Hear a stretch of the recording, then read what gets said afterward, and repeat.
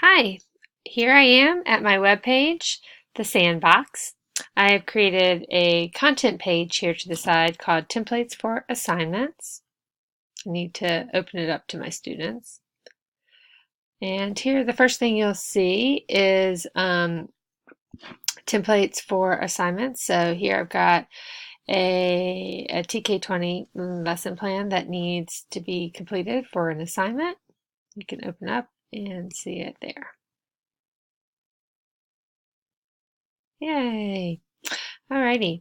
The next thing I have here is under the learning module, so a review of different art forms. So you can see here's my table of content, and I've got one thing about an item on visual arts. So what are the forms that we think of, and which one are you most comfortable integrating? I have got a link here to the Kennedy Center. And from here, they go in and look at arts integration lesson plans. Here I've uploaded a YouTube video to the history of social dance, which is really terrific. It's a TED. This is the bop. The bop is a type of...